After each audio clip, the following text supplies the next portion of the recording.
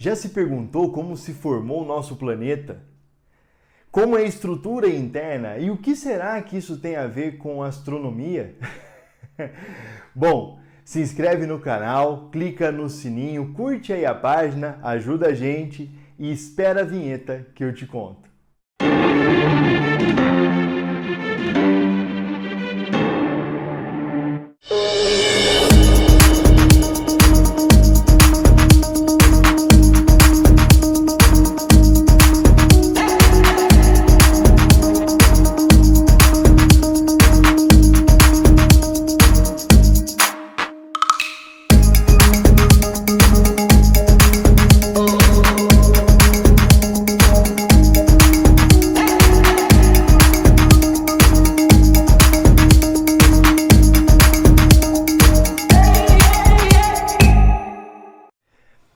Verdade é que a gente se diverte fazendo esses desenhos.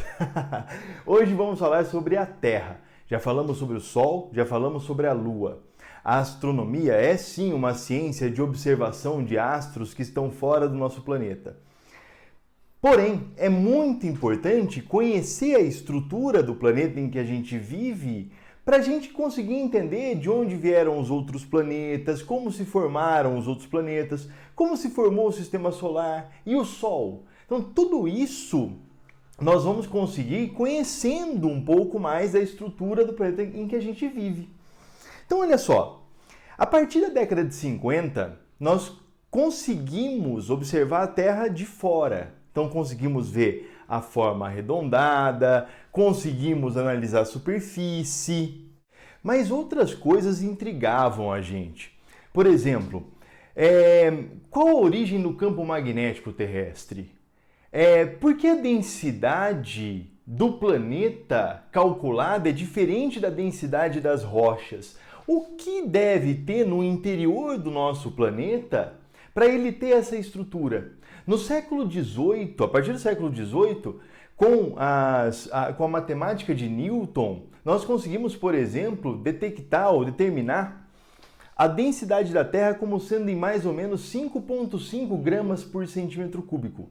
A densidade das rochas é entre 2,7 e 2,8. Então, algo aqui dentro da Terra tornaria a Terra mais densa do que aquilo que a gente observa aqui na crosta terrestre. Assim, surgem vários estudos indiretos relacionados à geofísica e todos esses estudos eles vão montar a estrutura do nosso planeta. A geofísica engloba a sismologia, a gravimetria, o geomagnetismo, a geotermometria e a meteorítica. E todos esses estudos fazem com que a gente chegue à geosfera. A geosfera é tudo o que está entre o núcleo interno e a crosta terrestre, essa camada aqui que nós chamamos de atmosfera. Eu gosto de dividir a Terra dessa forma, tá certo? Então a Terra é dividida em crosta, manto, núcleo e núcleo, tá certo? O núcleo tem um núcleo externo e um núcleo interno. A crosta, a gente tem a parte continental e oceânica. E o manto é aquela parte que engloba 82% do planeta. É a maior parte do planeta. A crosta tem entre 5 e 70 quilômetros, depende da fonte que você pegar para consulta. A atmosfera, ela contém gases que têm uma particularidade. Quando a luz do Sol incide sobre esses gases eles espalham um comprimento de onda mais próximo do azul. Por isso, a Terra parece para nós azul. A nossa atmosfera parece azul. Lembre-se sempre que a gente não vê as estrelas, as outras estrelas além do Sol, durante o dia por conta da atmosfera. Tá ok? Na Lua, por exemplo, nós conseguimos ver o Sol e outras estrelas, porque a Lua não possui atmosfera. Bom, a sismologia, ela estuda os abalos sísmicos, as ondas primárias e secundárias. Esse estudo é o mais importante na parte de geofísica, porque ele vai dar para a gente o que é sólido e o que é líquido. As ondas primárias são como ondas sonoras, são ondas longitudinais, enquanto as secundárias são ondas transversais. E essas ondas transversais, elas não se propagam em meios líquidos, o que dá para nós a certeza de que existe uma única parte aqui que é líquida, e essa parte é o núcleo externo. E isso é muito interessante porque nesse núcleo externo, já que aqui o núcleo interno está a uma temperatura maior, o núcleo externo tem várias correntes de convecção. Essas correntes de convecção, misturadas ou alinhadas com o movimento de rotação da Terra, provoca aqui a eletrização. Cargas elétricas em movimento geram campos magnéticos. O campo magnético aqui, então a Terra funciona como um campo magnético, por isso que nós conseguimos utilizar a bússola, tá certo? E esse campo magnético ele vai surgir aqui, ó, protegendo a Terra de ventos solares. Então a gente tem aí o geomagnetismo. A gravimetria já é a medida do campo gravitacional da Terra em vários pontos, em pontos diferentes, distantes, com diferentes distâncias do núcleo. A geotermometria é a mesma coisa, então conforme nós vamos afundando, a temperatura vai aumentando, o que nos dá a certeza de que aqui a temperatura é muito maior. Agora, no campo da astronomia, o que mais ajuda a gente a perceber a estrutura do planeta é a meteorítica. A meteorítica é o estudo dos meteoritos, meteoroides, dos asteroides. Temos um cinturão de asteroides entre Marte e Júpiter. Esses meteoritos eles são diferenciados em condritos e acondritos. Mais ou menos assim, quando o sistema solar se forma, vamos falar do modelo mais atual, mais interessante para nós, da acreção plantenitesimal. É mais ou menos assim, todos os corpos se formam homogeneamente, são todos homogêneos. E aí a diferenciação ela vai acontecer durante o processo de acreção. Então, por exemplo, corpos maiores igual a Terra, então ela tem o quê? Ela tem um acúmulo de energia, tem decaimento radioativo e contração gravitacional. Tudo isso vai fazer aumentar a temperatura e vai fazer com que os materiais se reorganizem.